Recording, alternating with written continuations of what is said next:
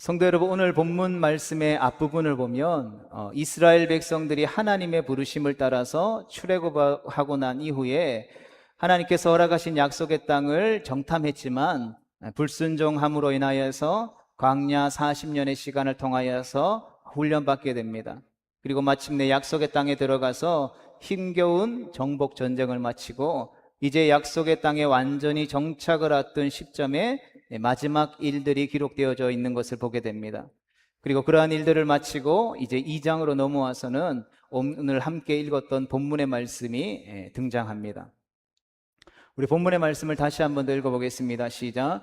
그 세대의 사람도 다 그 조상들에게로 돌아갔고 그 후에 일어난 다른 세대는 여호와를 알지 못하며 여호와께서 이스라엘을 위하여 행하신 일도 알지 못하였더라. 이스라엘 자손이 여호와의 목전에 악을 행하여 바알들을 섬기며. 아멘. 이 본문 말씀을 의역해 보면 이렇게 될 수 있습니다. 같이 읽어볼까요? 나는 죽어 조상들과 같이 되었고 내 다음에 일어난 내 자녀들은 여호와를 알지 못하며 여호와께서 나와 내 가족들에게 행한 일도 알지 못하였더라. 내 자녀들이 하나님 앞에서 악을 행하며 우상들을 섬겼다. 성도 여러분, 우리 삶 가운데에 많은 고민들이 있겠지만 그 중에서도 가장 큰 고민은 바로 자녀 후손들에 대한 고민이 아닐까 생각해 봅니다. 이 고민이 얼마나 좀 컸던지 동서고금을 막론하고 애들 대상으로 장사하면 망하지 않는다라는 말이 있을 정도로 결코 외면될 수 없는, 우리의 삶 가운데 빼놓을 수 없는 중요한 고민거리 중에 하나가 우리의 자녀들을 양육하는 일입니다. 세상 살아가는 모든 부모는 어떻게 하면 내 자식 잘 될 수 있을까 고민하게 됩니다. 그래서 뭐 이사도 다니기도 하고 또 공부도 하고 돈도 벌고 수단과 방법을 가리지 않고 자식 잘 되기를 바라며 애쓰고 힘쓰고 노력합니다. 특별히 이 대한민국의 이 부모님들의 자녀 사랑은 뭐 전 세계에서 뭐 손꼽힐 정도죠. 예수님을 믿는 성도에게도 이는 빼놓을 수 없는 주제들입니다. 그래서 뭐 모든 교회들마다 다 다음 세대, 다음 세대, 다음 세대 이야기하죠. 뭐 다음 세대를 이야기하지 않는 교회가 없을 정도입니다. 세상 사람들은 그렇다 치더라도 예수님을 믿는 성도들에게 있어서 여러분, 내 자식이 잘 된다라는 것은 과연 어떤 의미겠습니까? 여러분, 우리가 다양한 의미로 해석될 수 있겠지만 성도들에게 있어서 예수님을 잘 믿는 것, 여러분, 그것 이외에 내 자녀들을, 자식들을 평가할 때에 잘 된다라는 것에 대해서 여러분 다른 의미를 부여하는 것은 여러분 불가능하다라고 생각합니다. 총명이가 뭐 한 10년, 20년 후에 뭐 세계에서 돈 제일 많이 버는 사람이 됐는데 예수님을 안 믿는다고 생각해 보면 여러분, 총명의 인생을 성공했고 잘 됐고 막 목사님 자식 농사 잘 지었습니다, 여러분 이렇게 평가할 수 있겠습니까? 제 개인적으로는 그렇게 평가 못할 것 같습니다. 뭐 그냥 일용직을 하든 아니면 어떤 공장에 다니든 뭐 아르바이트를 하든 그럼에도 불구하고 그 부르신 삶의 자리에서 정말 신실하게 하나님을 찾고 구하고 예수님을 믿고 있다면 저는 뭐 누구에게도 당당하게 성공했다, 잘 되고 있다라고 이야기할 수 있을 것입니다. 여러분, 우리는 어떻게 해서든지 간에 지금 예수님을 만나서 은혜로 이 자리에서 예배를 드리고 있는데 뭐 쉬운 인생이 어디 있겠습니까? 다 힘들었습니다. 그런데 우리의 자녀들이 우리의 발자취를 따라서 믿음의 세대가 되기 위해서 우리가 할 수 있는 일은, 또 우리가 해야 하는 일은 무엇이겠습니까? 물론 뭐 한국 사회가 또 한국 교회 안에서 우리 다음 세대들이, 부모 세대들이 걱정하지 필요 없이 막 예수님을 잘 믿는 세대들로 일어나면 좋겠지만 다 이제 역삼각형 모양이잖아요. 이게 장년 세대들은 많은데 이제 어린 세대로 가면 갈수록 인구가 줄어드는. 그래서 뭐 이렇게 다음 세대들을 연구하는 통계학자들을 보면 이미 십몇 년 전에 우리의 자녀 세대들, 중학생, 고등학생 친구들이 예수 믿는 퍼센테이지가 뭐 3% 정도밖에 안 된다. 그래서 뭐 평균적으로 뭐 대형 교회들은 많이 있겠지만 이 한국 교회 안에 평균적으로 보면 교회 안에 100명의 성도들이 있으면 우리 다음 세대들은 몇 명 정도 된다는 것입니까? 뭐 3명, 4명, 뭐 10명 미만이라는 거죠. 아무리 많이 있다고 해도 10명 미만의 자녀들이 있다라는 것이죠. 그런데 이게 청년 대학생 세대로 가면 더 줄어든다라는 것입니다.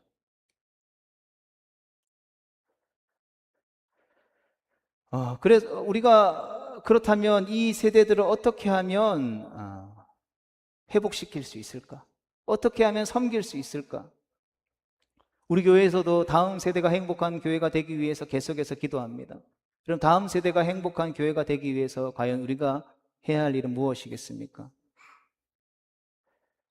어떻게 해서든 우리의 자녀 세대, 우리의 다음 세대들이 믿음의 공동체를 통해서 예수님을 만나고 그분이 기뻐하시는 영과 진리에 살아있는 예배를 드리고 말씀과 기도로 하나님을 계속해서 알아가고 하나님을 향한 분명한 믿음의 확신을 가지고 하나님과 함께 동행하는 믿음의 세대가 될 수 있기를 간절히 소망합니다. 그런 이 고민 앞에 우리의 다음 세대들을 어떻게 살리고 회복시킬 수 있을까? 우리의 자녀 세대들이 어떻게 하면 예수 잘 믿는 성공된 삶을 살 수 있을까라는 그 고민 앞에 오늘 말씀을 함께 살펴보기를 원합니다. 여러분, 우리 가운데 그 누구도 우리의 자녀 후손들이 하나님을 떠난 삶을 살기를 바라지 않을 것입니다. 여러분, 예수 믿는 사람의 중에 있어서 가장 큰 축복이 무엇입니까? 우리가 예수 믿고 구원받아 천국에 가는 것. 그리고 내 사랑하는 가족들이, 자녀 후손들이 동일하게 예수님 믿고 구원받아서 함께 영원한 천국에서 재회하는 것. 여러분, 이것이 가장 큰 행복이고 축복인 줄 믿습니다. 그렇다면 오늘 본문에서 자녀들이 악을 행했다라고 하는데 여러분, 악은 무엇입니까? 여러분, 성경이 말하고 있는 것처럼 우상을 섬긴 거죠. 바알과 아스다로스를 섬겼다라는 것입니다. 여러분, 그렇다면 이 이스라엘 백성들의 자손들, 후손들이 악을 섬겼는데 이 악은 어디서부터 온 것일까요? 가나안 족속으로부터 왔습니다.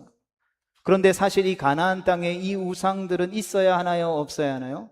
원래 있었습니까? 없었습니까? 원래는 있었습니다. 그러면 이스라엘 백성들이 약속의 땅에 들어오면서는 있어야 하나요? 없어야 하나요? 없어야 되죠. 왜 그렇습니까?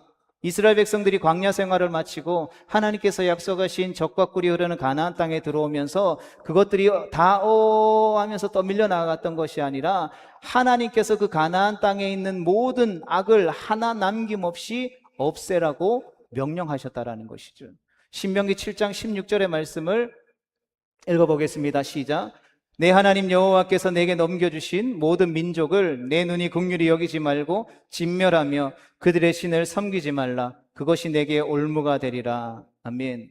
하나님은 가나안 족속 악을 하나도 남겨두지 말라고 명령하셨기 때문에 그 가나안 땅을 정복해서 그 땅을 차지한 이후에는 그 땅에 악이 있어야 하는 것입니까? 없어야 하는 것입니까? 없어야 하는 것이죠. 우리가 예수님을 믿고 구원받아서 성령 체험하고 내 안에 성령 하나님이 내주하셔서 나의 삶을 하나님께서 날마다 이끌어 가시고 인도하신다라는 그러한 삶의 믿음의 걸음 우리가 살고 있으면 우리의 삶 가운데 우상 숭배는 있어야 하는 것입니까? 없어야 하는 것입니까? 없어야 하는 것이죠. 하나님이 기뻐하시지 않는 말과 생각과 행동들은 있어야 하는 것입니까? 없어야 하는 것입니까? 없어야 하는 것이죠. 그런데 이스라엘 백성들이 그 사명을 완수하지 못한 것입니다. 그래서 거기에 악이 존재하게 된 것이죠. 여러분, 사명을 완수하지 못한 그 자리에 잔재로 남아있는 것이 악이 된 것이죠. 여러분, 그 결과 어떻게 됩니까? 오늘 본문 이후에 말씀인 사사기 2장 14절 15절의 말씀을 이어서 읽어보겠습니다. 시작. 여호와께서 이스라엘에게 진노하사 노략하는 자의 손에 넘겨주사 그들이 노략을 당하게 하시며 또 주위에 있는 모든 대적의 손에 팔아 넘기심에 그들이 다시는 대적을 당하지 못하였으며 그들이 어디로 가든지 여호와의 손이 그들에게 재앙을 내리시니 곧 그 여호와께서 말씀하신 것과 같고 여호와께서 그들에게 맹세하신 것과 같아서 그들의 괴로움이 심하였더라. 아멘. 여러분, 어떤 결과를 맞이했습니까? 그들이 노략을 당했고 대적을 이기지 못하고 어디로 가든지 재앙을 받아서 그들의 괴로움이 심하였다라고 말씀하고 있습니다. 여러분, 악을 남겨둔 결과는 말할 수 없는 고통인 것입니다. 부모 세대들의 이전 세대들의 사명을 완수하지 못한 결과 악을 남겨두게 되면 그 이후에 오는 다음 세대들이 이와 같은 말할 수 없는 고통을 겪게 된다라는 것이죠. 그들이 하나님 앞에서 그들의 사명을 감당하지 못한 결과가 악의 존재로 남았고, 그 악이 그들을 심히 괴롭히고 있는 상황이 바로 지금 이스라엘의 상황인 것입니다. 그런데 여러분, 이스라엘이 지금 어디에 있는 것입니까? 약속의 땅 가나안에 있는 것입니다. 우리가 예수 믿고 구원받아서 하나님이 기뻐하시는 삶을 살아가고 있는데, 우리의 자녀 후손들은 여호와 앞에 악을 행하고 고통받고 있다라는 것입니다. 여러분, 이게 말이 되는 것입니까? 여러분, 가나안 땅, 축복의 땅, 젖과 꿀이 흐르는 땅, 그런데 거기서 눈물과 슬픔과 노력과 대적이 있고 어디를 가든지 재앙이 있다라는 것입니다. 왜요? 여러분, 사명을 감당하지 못했기 때문입니다. 그렇다면 이스라엘 백성들이 감당하지 못한 사명은 무엇입니까? 첫 번째 같이 읽어보겠습니다. 시작. 가나안 족속을 다 몰아내고 약속의 땅을 완전히 정복하는 사명. 여러분, 그냥이 아니라 여러분 완전히 몰아내는 것이었습니다. 여호수아서 23장 5절의 말씀을 볼까요? 너희 하나님 여호와가 그가 너희 앞에서 그들을 쫓아내사 너희 목전에서 그들을 떠나게 하시리니 너희 하나님 여호와께서 너희에게 말씀하신 대로 너희가 그 땅을 차지할 것이라. 아멘. 여러분, 하나도 남김없이 다 쫓아내야 합니다. 그런데 그것을 하지 못한 것입니다. 본문 앞에 사사기 1장 27절에서 30절까지의 말씀을 보면 이스라엘 백성들이 정복하지 못한 성읍들이 등장합니다. 여러분, 이스라엘 백성들이 약했거나 그들이 게을렀거나 그들이 멍청했기 때문에 그랬을까요? 아니요. 여러분, 이 사사기 1장 27절부터 30절까지에 언급되어 있던 성읍들은 가나안 땅을 차지하기 위해서 반드시 정복해야 하는 전략적 요충지였다라는 것입니다. 그래서 전투들도 매우 치열했습니다. 그런데 그들이 결국 넘어가지 못하고 남아버렸다라는 것이죠. 여러분, 그것이 이스라엘 백성들에게 있어서 완수하지 못한 사명이었다라는 것입니다. 여러분, 우리가 예수 그리스도를 믿고 구원받았으면 우리의 삶의 주권은 누구에게 있는 것입니까?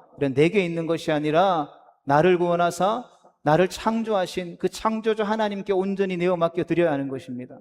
그런데 하나님과 나를 겸하여 섬겼다라는 것이죠. 두 번째 사명은 무엇입니까? 같이 봅니다. 가나안 족속의 풍속과 문화를 본받지 않고 하나님 나라를 실현해야 하는 사명. 여호수아서 24장 15절의 말씀입니다. 같이 봅니다. 만일 여호와를 섬기는 것이 너희에게 좋지 않게 보이거든 너희 조상들이 강 저쪽에서 섬기던 신들이든지 또는 너희가 거주하는 땅에 있는 아모리 족속의 신들이든지 너희가 섬길 자로 오늘 택하라. 오직 나와 내 집은 여호와를 섬기겠노라 하니. 아멘. 우리가 잘 아는 말씀이죠. 여호수아가 자신의 생애 모든 정복 전쟁을 마치고 하나님께서 약속하신 그 약속의 땅에 들어와서 이제 죽을 날을 얼마 앞두지 않고 마지막 이스라엘 백성들을 다 불러 모아놓고 질문하는 것입니다. 너희들이 어떻게 하겠느냐? 누구를 섬기겠느냐? 나와 내 집은 여호와 하나님만을 섬기겠다. 너희는 어떻게 할 거냐? 이스라엘 백성들에게 물어보는 것입니다. 그때 이스라엘 백성들이 어떻게 대답합니까? 같이 봅니다. 백성이 대답하여 이르되 우리가 결단코 여호와를 버리고 다른 신들을 섬기기를 하지 아니하오리니. 아멘.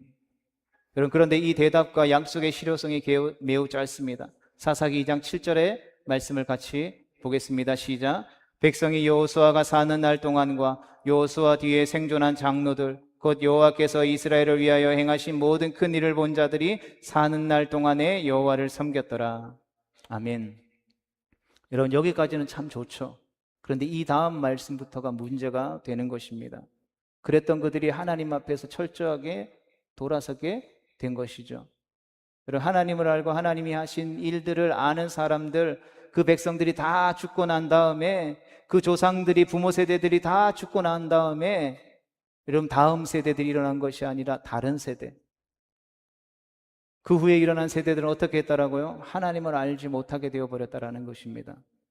여러분, 이것이 오늘날 한국 사회 안에 주어진 현실이지 않습니까?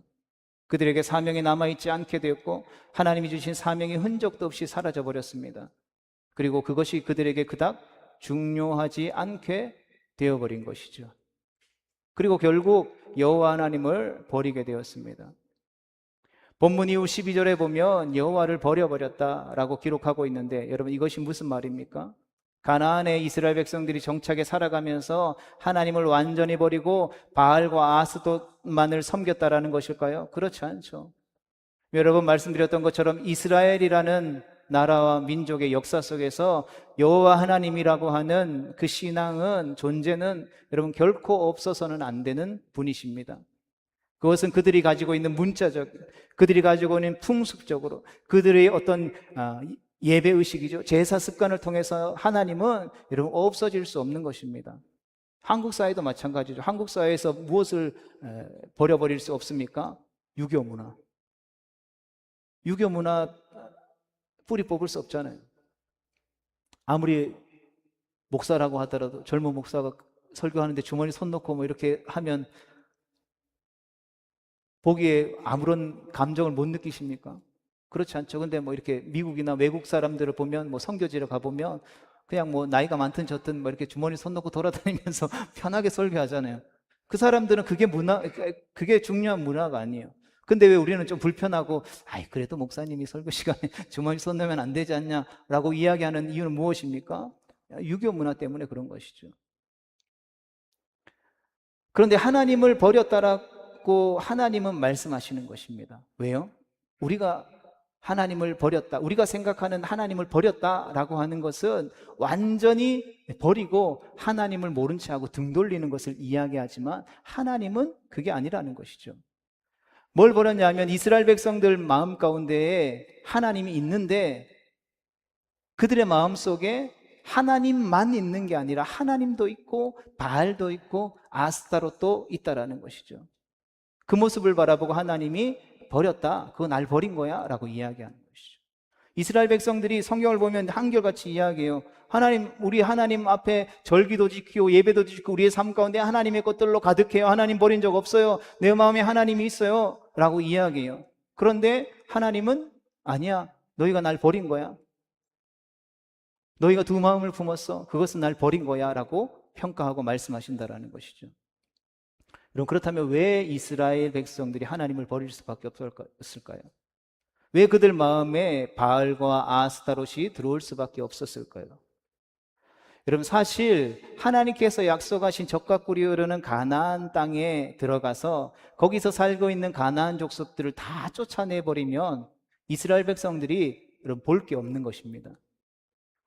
여러분, 이스라엘 백성들이 가나안 땅에 들어가서 해야 하는 일들은 여러분 농사 짓는 거예요. 우리가 예수님을 잘 믿다가 우리 자녀들이 뭐 주일학교 공부하고 뭐 잘 하다가 직장 생활하면서 세상 가운데 탁 들어가게 되면 신앙이 휘청거리잖아요. 무너지기도 하고 하나님 떠나기도 하고.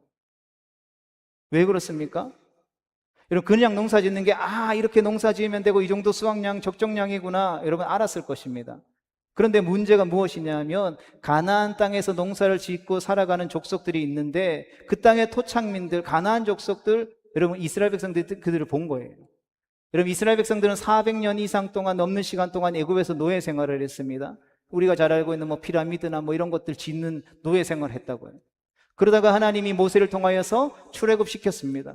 그리고 나서 광야에 40년 동안 고생했기 때문에 하나님이 하늘에서 내려주시는 만나와 메추라기, 반석에서 나게 하시는 물을 먹고 자랐어요. 그들이 농사를 짓거나 뭐 어떤 일을 하거나 하지 않았다라고요. 농사와 사실 크게 연관성이 없는 민족인 거예요. 속된 말로 이스라엘은 광야에서 거지 생활을 했던 거 아닙니까? 애굽에서는 애굽이 주는 거 먹었고 출애굽한 이후에도 그저 주님이 주시는 것들 그냥 먹고 살았다라는 거예요. 그런데 이제 어떻게 보면 정착해서 가나안 땅에 살아갈 때는 스스로 먹고 살아가는 부분들을 책임져야 할 입장이 되었다라고 생각한 것입니다. 그런데 정복전쟁을 시작하면서 정탐도 하고 실제로 가나안 땅에 들어와서 보니까 이들이 뭘 합니까? 농사를 짓는데 우리가 생각했던 거, 보았던 거랑은 수확량이 다른 거예요. 어마어마한 거죠. 한 번도 보지 못했던 풍성한 물 누리고 있는 것을 보게 됩니다. 우리는 그렇게 할 수도 없고 그렇게 해본 적도 없는데 우상을 섬기고 있는 이방 족속들임에도 불구하고 그들이 풍성한 삶, 부족함이 없는 삶을 살고 있는 거예요. 그들은 오랫동안 농사를 짓고 살아온 노하우도 있고 경험도 풍부하고 기술도 뛰어나고, 그래서 그것들을 바라보면서 이스라엘 백성들이 다 계산기 놓고 이것저것 두드려 보니까 부러운 거예요. 아, 우리도 저렇게 풍성한 수확을 거두고 싶다. 이제 이렇게 배고픈 노예, 주는 것 먹고만 살던 거지와 같은 생활을 끝낼 수 있을 것 같은 거예요. 그러면서 그들에게 물어보는 거죠. 여러분, 어떻게 해서 이렇게 풍성한 수확을 거둘 수 있었습니까? 그들의 말을 들어보니 그들이 섬기는 신에 있어서 그 차이가 있다는 것을 이스라엘 백성들이 듣게 된 거죠. 여러분, 그들이 섬기는 신이 무엇입니까? 바알과 아스타롯인 것이죠. 바알은 바람과 폭풍의 신, 비의 신. 그 아스타롯은 다산과 전쟁의 신이죠. 그런데 바알과 아스타롯은 부부입니다.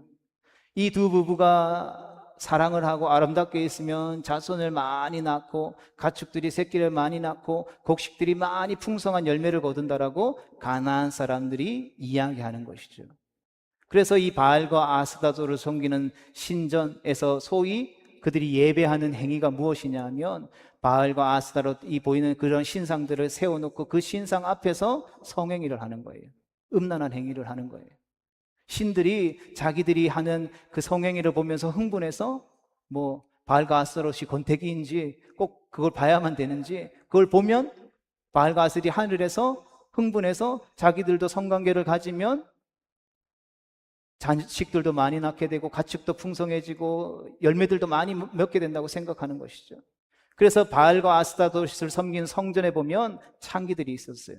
그래서 남자가 제사를 가면 여성 사제들과 관계를 맺고 여성들도 가나안 신전의 남성 사제들과 함께 관계를 맺고, 여러분, 이것이 가나안의 바알과 아스타롯을 섬겼던 풍성인 거예요. 그들이 예배하고 기도하는 문화였다라는 것이죠. 그런데 문제는 이스라엘 백성들이 보기에 이게 어떻게 보이는 것입니까? 막 혐오스럽고 막 나는 막 거북하고 막 싫어, 이게 아니라 너무 좋게 보이는 거예요. 가나안 땅에 살고 있었던 그들이 섬기는 신들을 섬기면 육신의 쾌락들도 해소할 수 있고 세상에서도 풍요롭게 부자로 살 수 있을 것 같아 보였다라는 것입니다. 이들이 이전에 발견해 보지 못했던 것들을 새롭게 발견하게 되는 것이죠. 여러분, 이스라엘 백성들이 광야에 하나님을 통하여서 받았던 율법에는 무엇 투성입니까? 여러분, 이거 하지 말라, 저거 하지 말라, 하지 말라는 거 다 투성인 것이죠. 그래서 그들을 쫓아내지 않고 타협하고 받아들이기 시작하는 것이죠. 그럼 이거 하지 마, 이거 하지 마, 이거 하지 마 소리 듣는 게 좋습니까? 아니면 이거 해도 돼, 저거 해도 돼, 네 하고 싶은 대로 다 해라고 하는 말을 듣고 싶어 합니까?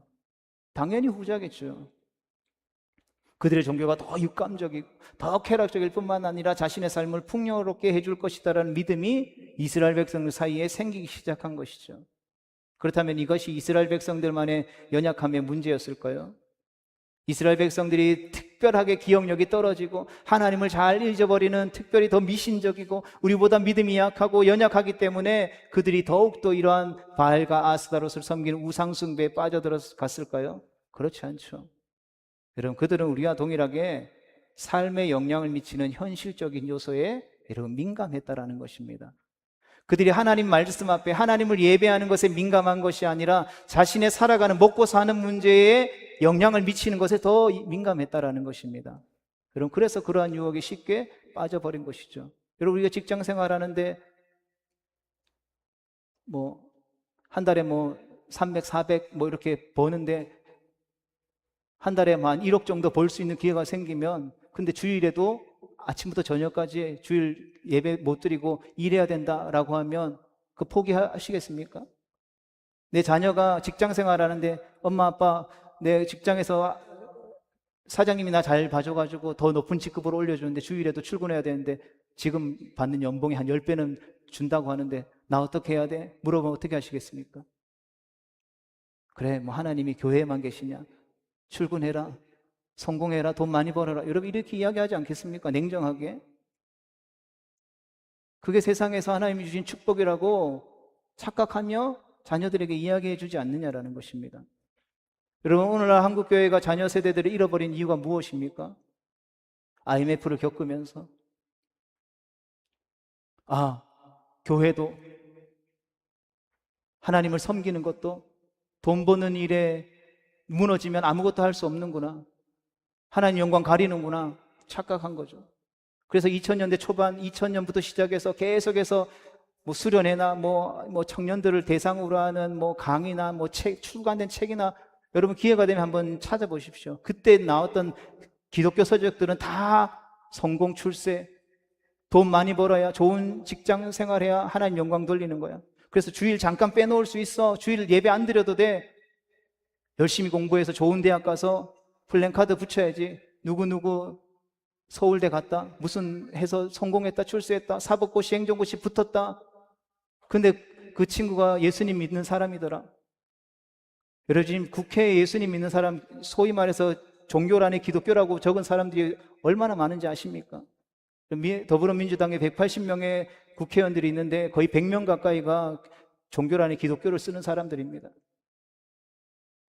그런데 그들이 하나님의 말씀을 불법이라고 일컫는 차별금지법을 통과시키려고 계속해서 노력하고 있어요. 그것을 계속해서 당론으로 채택하고 있는 거예요. 이게 말이 되는 것입니까? 여러분 그게 성공한 삶입니까? 우리의 삶에 영향을 미치는 것에 민감했다라는 것이죠. 그들과 마찬가지로 우리로 그러한 유혹에 쉽게 빠져버릴 수밖에 없다라는 것입니다. 하나님께 모든 것을 맡기고 우리가 비록 거지로 쫄딱 망하는 인생을 살더라도 하나님의 주신 사명을 감당하려고 하기보다는 주어진 삶을 누리고 향유하고 어떻게 해요? 풍요롭고 편안하고 즐겁게 살려고 하다 보니까 여러분 자연스럽게 어떻게 된 것입니까? 우상숭배한 것이죠. 그래서 이스라엘 백성들이 이후에도 계속해서 고백하는 것이 무엇입니까? 하나님 이렇게 해서 더 많은 것으로 하나님 앞에 영광 돌려야죠. 그러니까 잠시만 눈 감아주세요. 계속해서 이야기하잖아요. 하나님은 계속해서 아니다 아니다 선지자를 통하여서 하나님의 사람들을 통하여서 그게 아니다 라고 이야기해 주는데 결국에는 이스라엘 백성들이 들키지 않아요. 그래서 그들에게 맞이한 것이 무엇입니까? 자신들의 삶에 영향을 주는 모든 것을 다 하나님이 거둬가시는 거예요. 멸망시키는 거예요. 그래서 70년 바벨론 포로 생활을 통하여서 다시 한 번 더 신앙을 회복시키게 하시잖아요. 여러분 이런 면에서 우리와 이스라엘 백성들이 크게 다르지 않다라는 것입니다. 여러분 동의하십니까? 우리가 동의하던 인정하던 인정하지 않던 그러한 모습들이 오늘날 성도라고 불리우는 우리들 안에 너무나도 만연하다라는 것입니다. 여러분 그러면 어떻게 해야 될까요? 그렇게 되지 않으려면 여러분 어떻게 해야 되는 것입니까? 첫 번째 같이 고백해 보겠습니다. 시작. 사명을 기억해야 합니다. 여러분 하나님이 주신 사명이 있습니까? 하나님이 우리를 구원하시고 예수 그리스도를 인격적으로 영접했을 때, 하나님을 만났을 때 하나님이 우리의 삶 가운데 주신 사명이 있습니까? 있다면 그 사명을 다시 한 번 더 기억하고 회복할 수 있기를 축복합니다. 우리 각자에게 주신 사명이 다 다릅니다. 여러분 유다가 정복했던 족속이 다르고 다른 지파들이 각자 정복해야 될 성읍과 땅들이 다 달랐던 것처럼, 그러나 그들이 사명을 잃어버리자 하나님은 다 같이 실패했습니다. 성도들은 다시 한번 우리에게 주신 사명을 발견하고 회복할 수 있기를 간절히 소망합니다. 두 번째로 무엇입니까? 하나님을 알아야 합니다. 하나님이 누구신지 알고 그분이 행하신 일도 알아야 되는 것입니다. 사명은 예수님 만나서 불탔는데 사실 하나님에 대해서 잘 몰라요. 어떻게 교회 생활하는지, 어떻게 신앙생활하는지, 어떻게 부르신 삶의 자리 가운데 믿음으로 살아가야 하는지, 가정에서 어떻게 하나님이 기뻐하시는 가장 작은 단위의 교회를 이루어가야 하는지 잘 몰라요. 그러면 어떻게 될까요? 시간이 지나면 흐릿해지는 것입니다. 확 타올랐던 불꽃이 꺼져버리는 거예요. 제 삶이 그랬습니다. 청년 시절에 20살이 돼서 교회 형들을 통해서 교회로 인도받았어요. 그래서 막 교회 생활하는 게 즐겁다가 여름 청년의 여름 수련회, 천안호소, 아직도 기억합니다. 천안호소대학교 그 주바라기 캠프에 가가지고 밤 그 시절에는, 그래서 2000년대 초반에는 막 2층에 구석탱이에 앉아가지고 말씀 듣고 나서 나오면 목사님 나오셔서 막 기도에 인도하잖아요. 그래서 막 회개 복음을 선포하고 막 기도하라고 할 때 저도 모르게 막 눈물이 나고 회개가 되고 예수님이 찾아와서 나의 삶을 용서해 주신 것 같고 인생의 파노라마가 싹 지나가면서 하나님이 그런 상황 가운데서 나와 함께 하셨던 걸 인격적으로 깨닫게 되는 것이죠. 그리고 역적으로 막 불타올랐어요. 그런데 그때 그렇게 불타오르고 나서 삶의 자리로 돌아와서 어떻게 예수님 믿는 사람이 살아야 하는지 잘 몰랐어요. 그냥 교회 열심히 가고 교회 봉사하고 뭐 성가대도 하고 뭐 청년들 모임하면 다 따라가고 그것만 하면 잘한다 잘한다 이야기했죠. 그러다가 시간이 지나서 군대 갔어요. 군대 가면 신앙생활 하기 쉬울까요? 어려울까요? 어렵죠. 뭐 잘 챙겨줍니까? 훈련소에 있을 때는 뭐 초코바이 준다고 그러니까 뭐 주일날 교회 찾아가고 수요일도 갔지만 시간이 점점 지나서 자대 가면 다르잖아요. 이등병 때 막 열심히 일하다가 주일날 오전에 유일하게 좀 쉴 수 있는데 교회 가자고 하면 고민되는 거예요. 점점 더 종교적인 형식만 남아야 하는 것이죠. 시간이 지나니까 흐릿해지는 것이죠. 그러고 나서 제대하고 교회 다니고 계속 신앙생활 하지만 뭐 세상에서는 세상 일주일간의 삶을 살아가고 주일날 되면 뭐 깨끗하게 차려입고 교회 가가지고 거룩한 척하고 양다리 걸치는 삶을 살아가는 것이죠. 여러분, 그러하게 우리는 하나님을 알아가고 경험하는 일에 힘써야 하는 것입니다. 그래서 말씀 읽고 설교를 듣고 모르는 궁금한 것들을 질문해서 배우면서 우리가 성장하기 노력해야 되는 것이죠. 그러한 믿음의 백성 되어질 수 있게 되기를 주님의 이름으로 축복합니다. 여러분, 그런데 사실 오늘 말씀드리고 싶은 것은 지금부터입니다. 앞에 두 가지보다 더 훨씬 더 무게를 두고 싶은 것, 그것이 무엇이냐면 오늘 본문에 나와 있는 것이죠. 같이 한번 더 읽어보겠습니다. 그 세대의 사람도 다 그 조상들에게로 돌아갔고 그 후에 일어난 다른 세대는 여호와를 알지 못하며 여호와께서 이스라엘을 위하여 행하신 일도 알지 못하였더라. 이스라엘 자손이 여호와의 목전에 악을 행하며 바알들을 섬기며. 여러분, 우리는 사명을 발견하고 여호와 하나님을 기억하면서 하나님을 열심히 알아가면서 경험하며 살아가는데 우리의 자녀 세대들, 우리의 다음 세대들은 그렇지 않다는 것입니다. 우리의 자녀들이 부모 세대의 믿음의 바톤을 이어받은 다음 세대가 되어 다음 주자가 되어지는 것이 아니라 하나님을 알지 못하고 경험하지 못하는 다른 세대가 되어버렸다는 것이죠. 여러분, 그러면 그렇게 되지 않기 위해서는 무엇이 필요하겠습니까? 여러분, 내가 아무리 사명이 있고 내가 아무리 하나님 앞에 온전하게 살아가도 다음 세대 우리 자녀들에게, 우리 후손들에게 하나님을 올바로 전해주지 않으면 어떻게 되는 것입니까? 우리의 다음 세대, 우리의 자녀들은 여러분 다른 세대가 되어서 악을 향해 나아가는 것입니다. 우상 숭배하는 자가 되어져 버리는 것입니다. 우리 자녀들은 교회 잘 다니고 있습니다. 여러분, 나랄 수가 있죠. 성도 여러분, 그러나 그것만으로 다 되어진다라고 착각하고 있지는 않은지 우리는 생각해 보아야 하는 것입니다. 여러분, 교회 다니는데요라고 말하고 있지만 여러분, 일주일의 시간이 몇 시간입니까? 168시간이죠.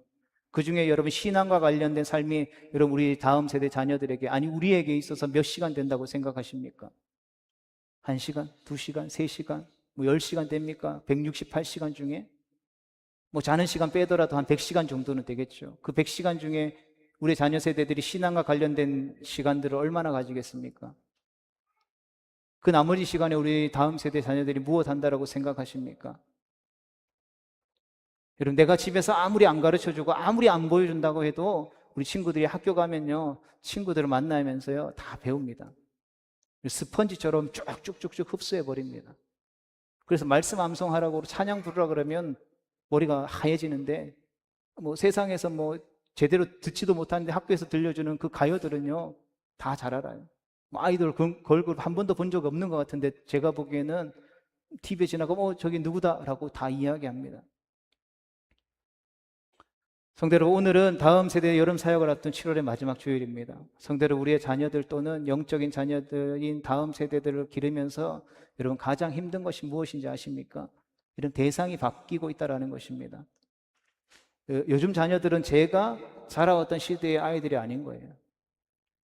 마찬가지로 비교할 수 없을 만큼 다른 세대라는 것입니다.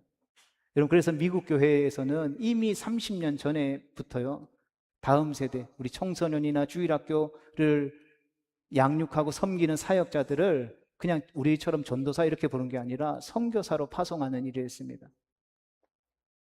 여러분, 선교사는 어떤 곳에 파송하는 것입니까? 언어가 다르고 문화가 다른 곳에 파송하죠. 무슨 말인지 이해가 되십니까? 지금 우리의 다음 세대는 언어와 문화가 우리와 전혀 다르다라는 것입니다. 여러분, 생각하는 가치관이 우리랑 다르다라는 것입니다. 50대가 다르고 40대가 다르고 20대가 다르고 10대가 전혀 다르다라는 것입니다. 여러분, 예전에는 교회나 세상의 문화들이 한 10년 단위, 20년 단위로 이렇게 변했어요. 근데 요즘은 어떤 단위로 바뀝니까? 1년도 길어요. 6개월도 길어요. 한 달, 한 주 한 주 아이들이 생각하고 받아들이는 것이 다 바뀝니다. 왜 그렇습니까? 그들이 빠르게 변화하며 영적 가나안 족속들이 보여주고 있는 것에 더 많은 영향을 받기 때문이라는 것이죠. 그런 AI, 여러분 애들 궁금하면 요즘 어른들한테 물어봅니까? 안 물어보죠. 챗GPT, 제미나이한테 물어보죠. 인터넷 보면서 다 배웁니다. 틱톡, 릴스 이런 거 보면서 교회도 배우고 친구 관계도 배우고 연애도 배우고 다 배워요. 핸드폰만 들면 다 배울 수 있습니다. 그거를 30분, 1시간씩 앉아서 강의 듣는 시대가 아니에요. 애들은 그냥 1분도 길어 15초, 30초 짧게 편집되어져 있는 그 영상들을 보면서 자신의 인생에 살아가면서 해야 될 것들을 다 배운다고요. 여러분, 그 짧게 배우는 것들로 이들의 삶의 가치관과 삶의 방식들이 바뀌어 놓을 만큼 엄청난 영향력을 받고 있는 거예요. 물론 그런 흐름들도 있지만 또 반대로 뭐 1시간, 2시간 있는 영상들을 보면서 배우기도 하죠. 그래서 여러분, 다음 세대 사역이라고 하는 것은, 우리 자녀들을 섬기는 것은 이제 뭐 어느 한 사람, 능력 있는 슈퍼맨 같은 사람이 딱 나와가지고 나를 따르라, 여러분 예수님 믿으세요, 믿음으로 자라요, 이런 시대에 지났다라는 것입니다. 성대로 우리가 아무리 하나님 앞에서 온전한 삶을 살았다 한들, 하나님이 주신 사명을 다 이루었다 한들, 여러분, 내 자녀가, 우리의 다음 세대가 하나님을 알지 못하고 경험하지 못하면, 여러분, 과연 우리가 하나님 앞에서 내가 온전한 삶을 살았어? 하나님, 내가 주신 사명을 다 완수했습니다라고 우리가 쉽게 이야기할 수 있겠습니까? 그럼 제가 아무리 뭐 지금 이 규모지만 뭐 10년 후에, 20년 후에 뭐 1000명, 2000명, 10,000명 되는 교회를 우리가 세웠다라고 생각해 봅시다. 그런데 우리 자녀 세대들이 다 하나님을 떠나 있으면, 여러분, 그게 성공한 목회입니까? 그게 성공한 교회고 하나님이 기뻐하신 교회겠습니까? 크면 달라지겠지, 시간이 지나고 삶의 여유가 생기면 믿겠지. 여러분, 과연 그럴까요? 여러분, 우리의 자녀 세대들이 변하고 있다는 것입니다. 그리고 왜 그런 일들이 일어났을까? 기도해보고 고민해보고 살펴본 결과, 여러분, 우리가 보여주지 못한 것은 아닐까 되돌아보게 됩니다. 여러분, 무엇을요? 우리가 그리스도인인 것을, 우리가 하나님의 백성인 것을, 우리가 하나님의 자녀인 것을, 우리가 하나님 앞에 예배하는 예배자인 것을, 우리가 하나님 앞에 기도해야 하는 기도의 사람이라는 것을, 우리가 예수님을 알지 못하는 사람들에게 복음을 전하는 사람이라는 것을, 여러분, 보여주지 못한 것은 아닐까 생각해 보게 되는 것이죠. 그러하게 사랑하는 성대로 우리가 보여줘야 하는 줄로 믿습니다. 그리고 말할 수 있어야 하는 것입니다. 무엇을요? 너희에게 좋게 보이는 것을 너희가 선택하라고. 여러분, 여호수아가 고백했던 이 고백은, 여러분, 절대 강요하는 고백이 아닙니다. 내가 광야를 지나면서 모세 다음에 너희를 이끌었는데, 우리가 요단강을 마른 땅처럼 건넜고 다른 가나안 족속들을 몰아내며 이 땅을 차지기 위한 전쟁하는 것 같이, 하나님을 의지할 때는 승리했고 하나님을 외면하고 하나님 앞에 묻지 않았을 때는 우리가 실패했어. 그러나 하나님 다시 한 번 더 돌이키고 회개하고 하나님 앞에 나아갔더니 하나님이 우리에게 승리를 주셨어. 그리고 그 전쟁 속에서 하나님이 우리에게 함께 하시며 행하시는 일들, 그리고 그것에 감사하며 하나님을 우리가 어떻게 섬기고 예배하는 거 봤지? 그게 너희 눈에 어떻게 보였니? 혹시 그게 좋지 않게 보였다면 너희가 가지고 있는 이 신앙을 떠나도 좋아. 하지만 그 모습이 너희의 보기에 좋게 보였다면 하나님을 선택해.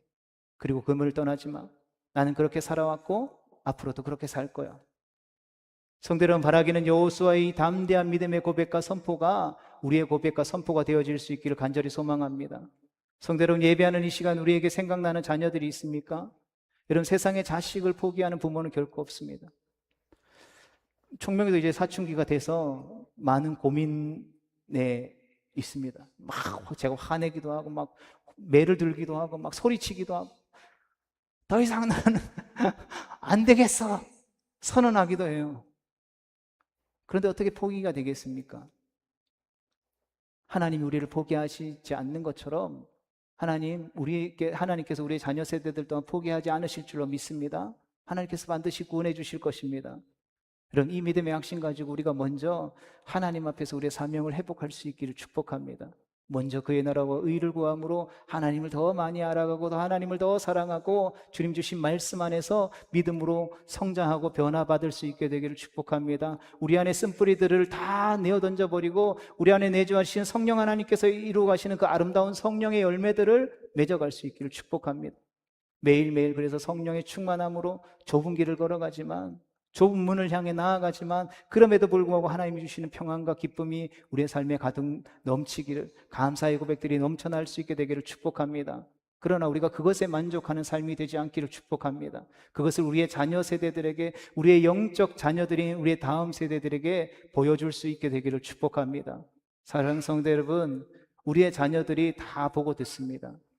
여러분, 가르침을 받고 살아갑니다. 여러분, 그래서 힘들고 좀 불편하지만 우리가 오전 예배 시간에, 모든 예배 시간에 우리 다음 세대 자녀들과 함께 예배 드리는 것이죠. 우리가 어떻게 예배 드리는지, 어떻게 찬양하는지, 어떻게 말씀 앞에 서는지 우리 아이들에게 보여주는 것입니다. 그런데 우리 자녀 세대들이, 우리 다음 세대들이 세상의 영향력 아래 그들의 지배를 받으면서 살아간다라는 것입니다. 세상이 저 아이들을 성공의 자리로 이끈다고 하지만 여러분, 세상이 말하는 성공이 진짜 성공입니까?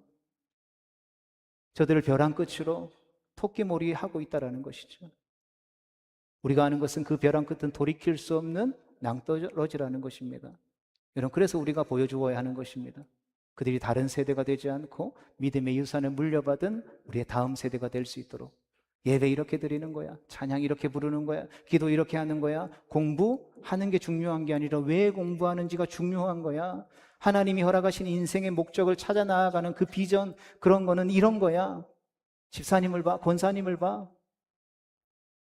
이렇게 사는 게 진짜 믿음의 사람의 삶이야.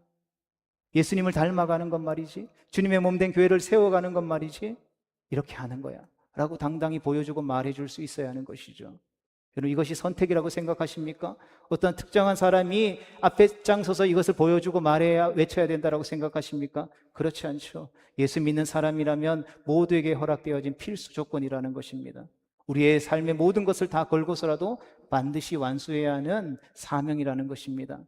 이를 위해 먼저 우리의 사명을 회복하고 주님을 알아가기 위해 더욱더 힘쓰는 우리 모두가 될 수 있게 되기를 주님의 이름으로 축복합니다.